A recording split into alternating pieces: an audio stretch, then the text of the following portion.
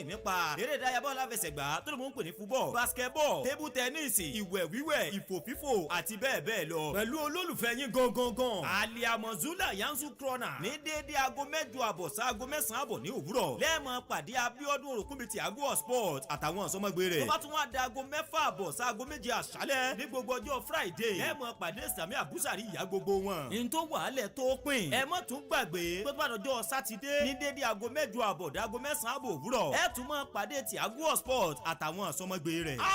lọ́lọ́ tá a wà yìí ta ló ń bẹ́ Ògo Spọ́ọ̀tì ó ti gbalẹ̀ kà ní sànmọ́nì tá a wà yìí eré ìdárayá ṣẹ̀ṣẹ̀ bẹ̀rẹ̀ ó ti kú òlẹ́lẹ́bẹ̀rù ẹ̀ ṣẹlẹ̀.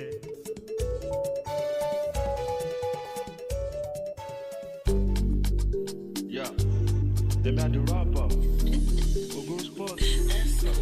aṣímójútó Ògo Spọ́ọ̀tì, Adamimogo Ògo Spọ́ọ̀tì, kó balẹ̀ pẹ̀pẹ̀ Ògo Spọ́ọ̀tì, eré ìdárayá l'Ògo Spọ́ọ̀tì, látẹ̀sẹ̀ kúkú dókèrè, ìwọ́rọ̀ òdejò bẹ́ẹ̀lẹ̀, ẹ̀ta rédíò ẹ̀yìn sókè, Thiago ọba alábàdé, mo máa fún wa back to back, ìròyìn eré ìdárayá, àti nàbà ilé tó lọ fà, máa jà. Salah! Oh wow! Oh! That is beyond special!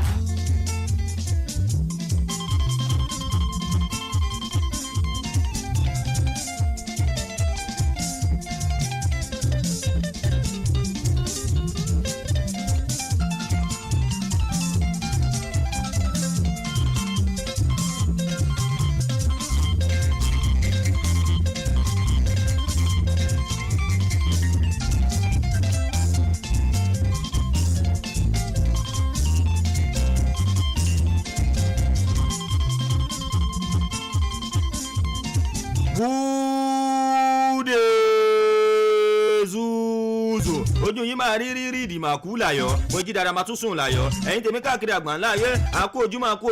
àsìkò ojúmọ́ mọ́ jákèjádò tẹ́tí náà fana ti máa gbọ́ ìkànnì Adamimogo 105.1 FM rédíò tó lọ fáfá àtúndúpẹ́ fọlọ́wọ́n bá àánú ọba àjọkẹ́ àṣàkẹ́ ọ̀run ọba àràmárọ̀ ìmàmúlíkù àkùdù sàsàlámù àlùmímà mùtàkàbẹ̀r yálàjàlá lò àmọ́tí sàmọ́ o ọlọ́run bàbá ọlọ́run ọmọ ọlọ́run ẹ̀mí mímọ́ ọlọ́ba sọ akó lẹ́tọ̀ láti òpin ọ̀sẹ̀ adẹ̀tún wọn padà sóyètò láàárọ̀ tòní ọpẹ́ ní forúkọ rẹ̀ yìí ní fowókọ rẹ̀ alhamdulilayi rabbil alamin Thiago sport mọdé gbangba gbìgbà gẹ́gẹ́ bí àgbẹ̀lẹ̀gbà tó dóta gbangba ẹ mọ̀ kó mi ò kọ́ ṣàtànù jẹ́ matata yes mi nǹkan ṣe kúnnù jẹ́ mi pọ́tà ok mi nǹkan ṣe aṣọ́nù jẹ́ wàánu gbági bàtà bá sọ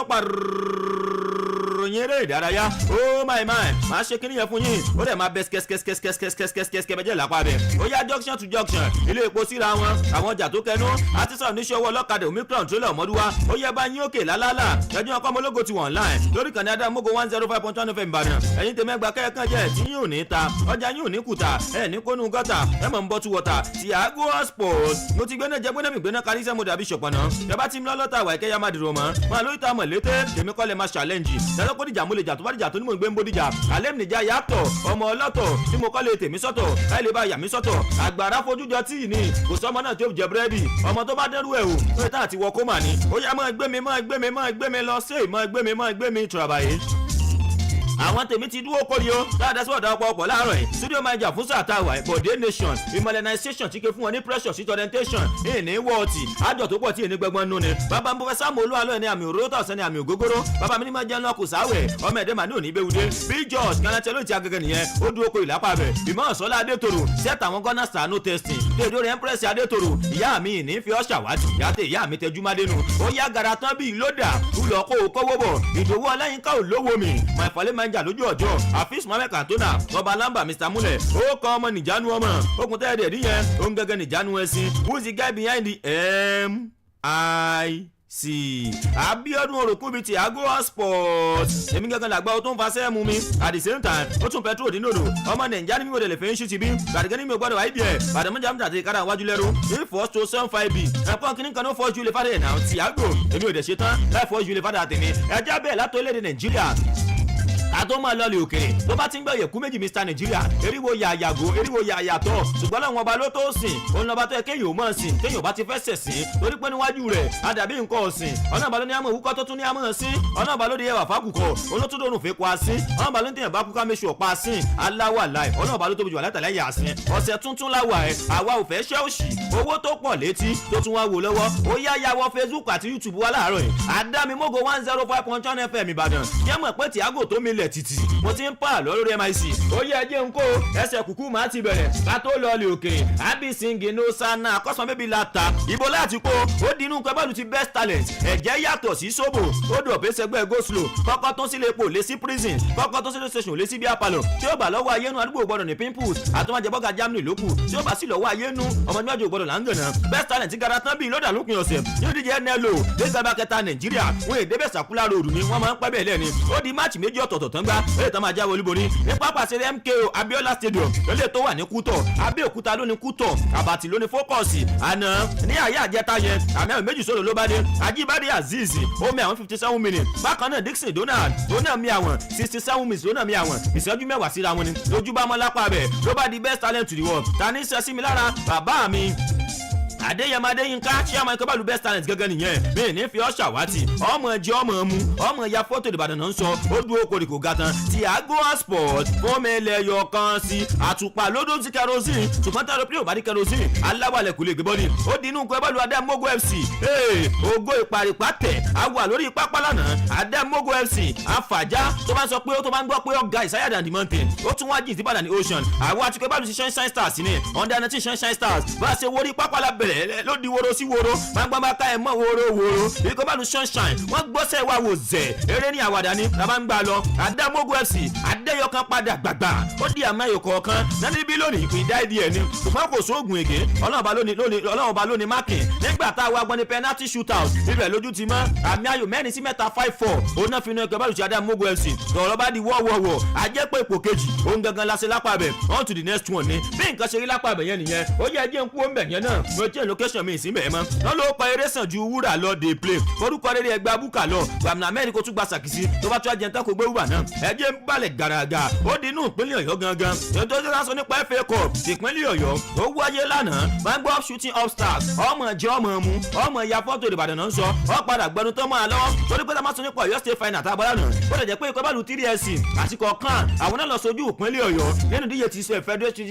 federation cup táwọn sọ nípa FA Cup tí ó padà wáyé àwọn méjì ní aṣojú ìpínlẹ̀ ọ̀yọ́ ṣùgbọ́n lánàá eré tó fi mẹ́ni tí ó padà gbáfẹ́ ẹ̀yà àṣekágbá 1-1 lágbá nígbà òdàbà ní penalty shootout ibẹ̀ ní kọ́bálù crown ti nà wá àmì ayò 4-2 lójú bá mọ́ lápá bẹ̀ ikọ̀ crown òun náà ló padà gbéfe lọ bákan náà FA Cup àwọn obìnrin òun náà wáyé ní ìpínlẹ̀ ọ̀yọ́ lánàá ikọ̀ ẹgbẹ́ agbábọ́ọ̀lù ti fẹ́sẹ̀tà queens wọ́n fàjá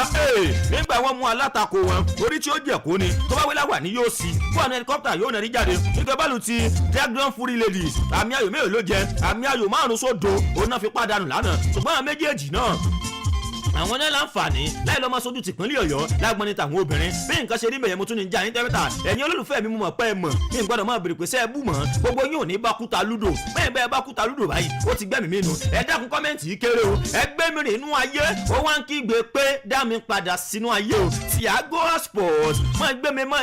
gbé mi lọ sẹ́yìn máa gbé mi ìtúrabàyè ó di iná under 20 orílẹ̀-èdè nàìjíríà ibẹ̀ mo balẹ̀ sí lọ́lọ́ta wà wọ́n ló pa eré sàn ju wúrà lọ dey play orúkọ rere ẹgbẹ́ abúkà lọ gbàmùlà mẹ́rin kó tún gba sàkísí tó bá tún ajẹ́ntà kó gbé wúrà náà tá a bá sọ nípa ẹ̀kọ́ fakọ́nẹ̀tì ǹjẹ́ ẹ jẹ́ mọ̀ nílùú àbújá alẹ́ ọbẹ̀ níbi tá location gbà wọlé nàìjíríà wọ́n ti ráàpù ẹ̀ up báyìí tá a bá sọ nípa training tó lágbára torí pé máa fàjá tá a bá sọ nípa qualify under 20 women's world cup àwọn àtòrílẹ̀-èdè malawi wọ́n jọ máa fàjá ni wọ́n ti wá kú ògara tán bí lọ́dà làbújá báyìí ìkẹ́nẹ́ nípínlẹ̀ ògùn lórílẹ̀-èdè nàìjíríà ibẹ̀ náà lọ sojú kọ tó pé May 2 ọjọ́ kejì nínú oṣù ẹlẹ́ẹ̀karùn-ún ọdún 2026 tá a wà ọjọ́ sáwọ́dẹ̀ tó ń bọ̀ ni wọ́n kojú malawi ní Remo Star Stadium eléyìí tó wà ní ìkẹ́nẹ́ olùkọ́ni Moses Aduku ìgbà tó wá sọ̀rọ̀ sókè oníṣẹ́rí babaláwo tí ò dira ní kọ́mọ́gùnlá ìyàwó pásítọ̀ wọn babaláwo tí ò rí akẹ̀rẹ̀rẹ̀ ní sàrẹ́ta fún yàtọ̀ fún kàlákan tí ń gbẹ̀mí mi èmi àtàwọn ọmọ ogun mi ẹni sùn ló gọ̀ ọmọ àṣẹ ló máa ń larí mọ́ wọn ní congratulations ìyapa ọmọ àṣẹ ni máa ń pánìkì mọ́ já sàmú nígbà tó èso ọmọ wọn ó lé mi àtàwọn ọmọ ogun mi àti dira tán finally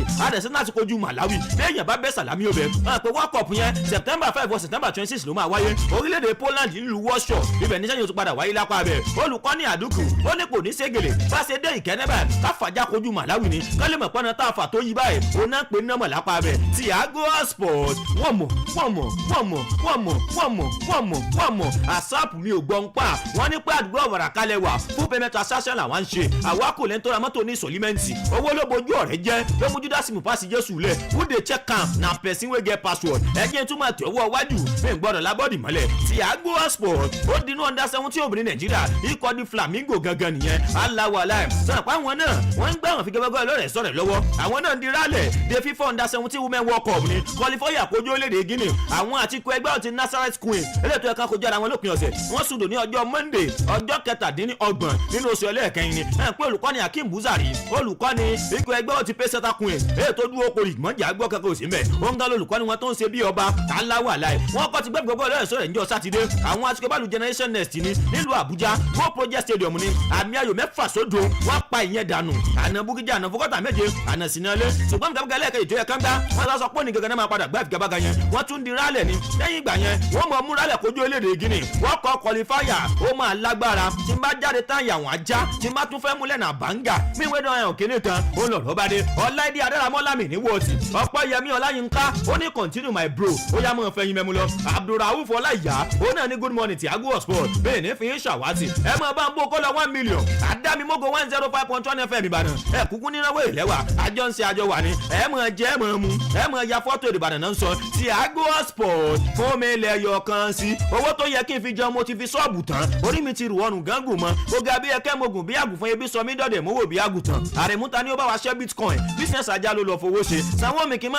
àpò àmà narùn kiri bí ògúnfe ẹjẹ́ mọ́ sọ̀rọ̀ sókè ó di ní Under-20 Flying Eagles orílẹ̀-èdè Nàìjíríà ibẹ̀ mo balẹ̀ síbà ọ̀yẹ̀kú méjì Mr. Nàìjíríà